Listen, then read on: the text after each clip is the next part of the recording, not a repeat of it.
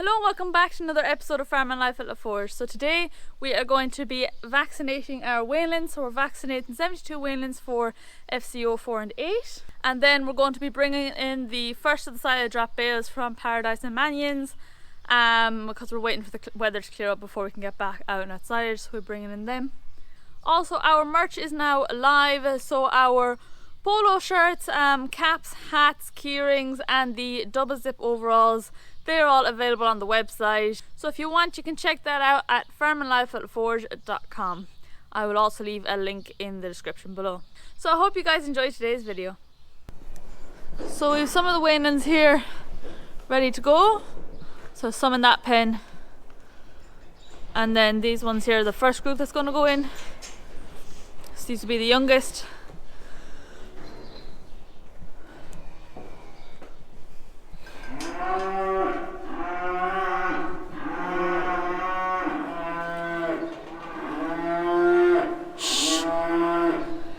And then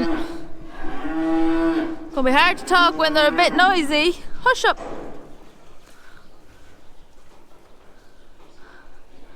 And then here's another group. So we're doing 6 batches all together. This is 3 of the batches.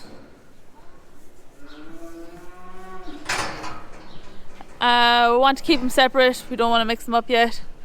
We'll be sorting them out eventually, male, female, and the ones he's keeping. But I believe today we're not doing that. So it's FCO vaccination 4 and 8. It was always required for export. So all of our weanlings go to Italy. Well, we sell them to crowds and they sell to Italy. So they need to have the FCO 4 and 8 vaccination. If not, now with the new MHE, once they go out of the 150 kilometre region, they'd have to have the MHE blood test done. So you can decide not to do the vaccination and just do the blood test. But we want to stay going with the vaccination because obviously we want to prevent everything rather than blood test, and then if you find a positive, it's kind of a bit too late. So we've decided to stay going with the vaccination. So I think we have 72 weanlings in total. Ma'am knows the exact number. So these are the first 3 lots. So we put them in here, run them up this chute there, and then they'll get their jab, and then they'll come out around and we can put them back into pens.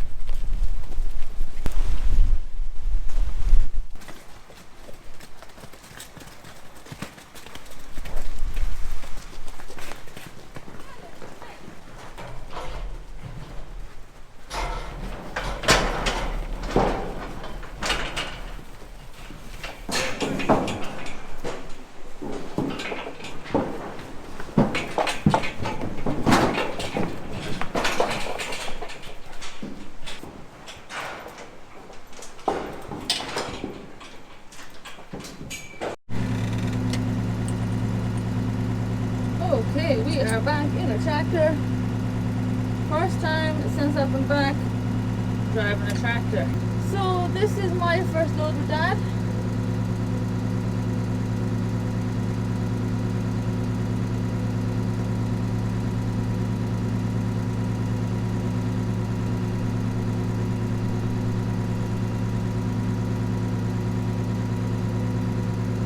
So basically this morning Mum brought in a few loads with Dad. She now has to go over to the second farm to turn over the house, so there's guests. were staying there all week. They're now leaving this morning, so she has to change everything and clean the house for new ones coming in this afternoon. So I'm going to finish bringing in these bales. So they've just about finished this first field up here. So this should be the last load, to bring down, and then we'll head into the second field over there, into Paradise. This is Manions, that's Paradise, or the other way around. I always get them mixed up.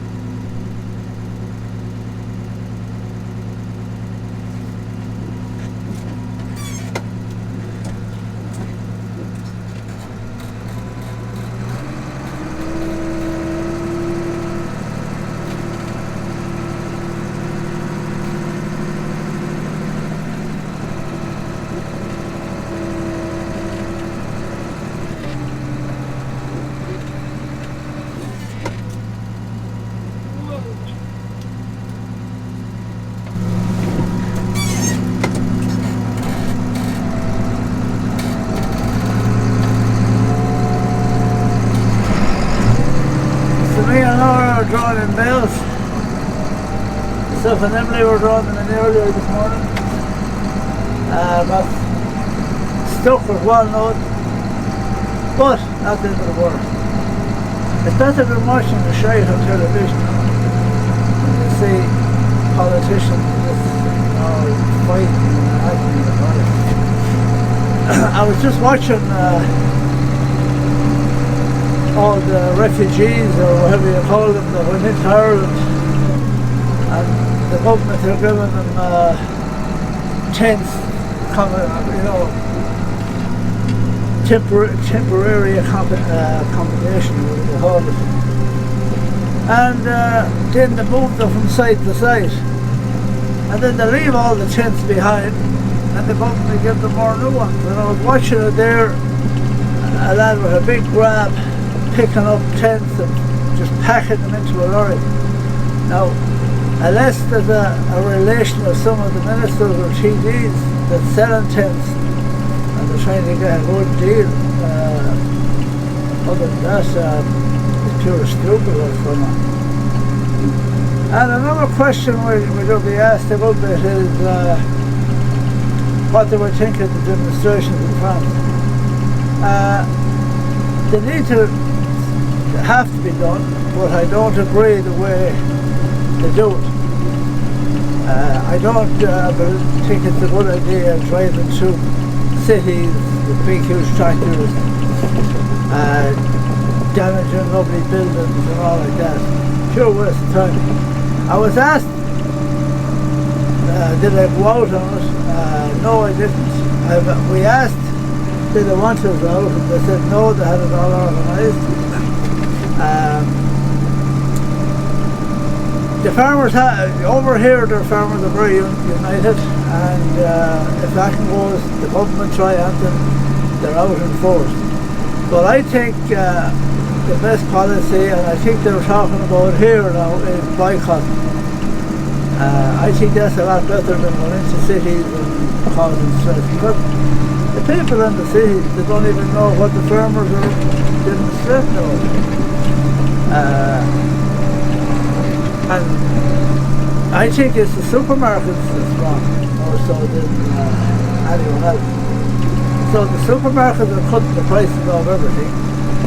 The consumer will go into the best place where they make the best prices. They're not going to go for the dealers just because the farmer wants it. But at the beginning of when the pandemic was on and when food got scarce, the prices went up. So it's all down to supply and demand. And if they cut back on the food and say if they cut down supplying the supermarkets, well then things will get dearer. And you're better off doing less and getting better paid for it than having a heap of stuff and not getting paid for it. Now I can't complain that since the pandemic the prices in France are just, for beef, it's just roaring. Now we have got out of selling cereal. Out of one, I don't have the time, and I'm getting as much out of selling hay as I am for cereal. It's between the weather, the prices, and the price of fertilizer, and all the conditions and everything. just I had the cattle to fall back on anyway, so it wouldn't bother me. If you were a full-time tillage farmer, you couldn't get out. Just that if it's a bad year and the yields are bad, the prices are good. Supply and demand again. So yeah, that's it. Like the government or the TDs and all that, ministers, they're all pure waste of time. Now I name all the bulls after prime ministers and all that, and TDs or whatever you call it, because you couldn't trust them. You can't trust the bull. And the other thing is, I only seen it the other day. There was a bull in either field, and the two of them were roaring and shouting at one another over the ditch. And there was a cow bull in the middle of one field, and he wouldn't do it. That's the same with politicians. All they're doing is fighting them on. Now they're trying to get one be better than the other, and they're actually doing nothing. So, I'll leave it on that note. I'll already remind myself. That's it. Hope to get these bales in today and go more and more silage tomorrow. We're getting 3 or 4 days at a time, fine, which is okay. This time last year we were getting up at daybreak to draw in bales before it got too hot, and this year we're kind of drawing them in between the showers. So that's the way it is. It doesn't really bother me that much. Once you're ready to get through it, and you're not stopping. Now people were saying we were painting the house and that there a couple of weeks ago, and they were saying I must have nothing else to do. But we're getting one fine day and you couldn't go and put silage or the one that was just one day. So we're at all these other jobs, and we got a price there €2 before things got expensive. People will wash or to paint the houses and all, and you'd be better off to sell it. So, like we got, I think it was over 3,000 just to power wash the house and the roofs and all, and we'd have to hire out the cherry picker, and we then for painting the house, they paint it, but we have to supply the paint. So, I don't mind doing these things because every penny, I like to hang on to every penny or every pound or every euro that you make. I like to hang on to it. And might as well be adding myself. Plus, it's very relaxing. You're at these jobs. And when you stand back and look at it, and you're just doing a little bit of improvement. You're making your working environment a little bit better. So, I'm not here going to see all this because I don't know if Laura would expect me to be talking about all this bullshit. Okay.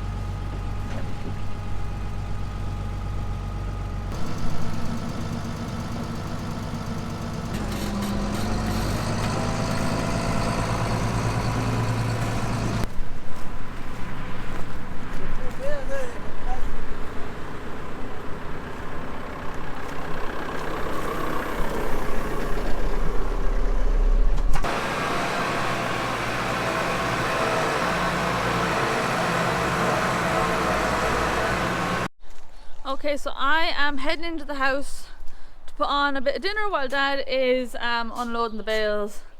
Yeah, just before we go up for the last load, and then the dinner will be cooked by the time I get back. As you can tell here behind me, it is a miserable day. It has been raining all morning. and we're just not getting a break in the weather. So we have this, known as the Child of Prague. It's missing a few bits and it's banded back together.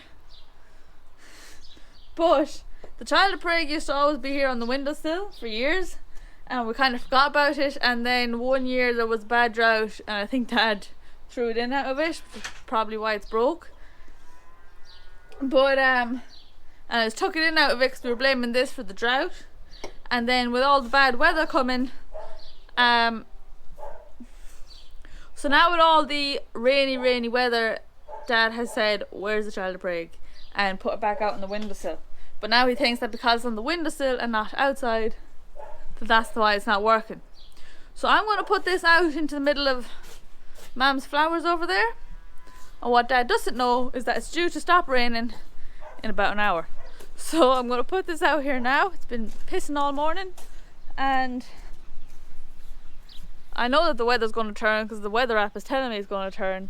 But to add to Dad's superstition, I'm going to put this out here now so he can believe it for a few more years.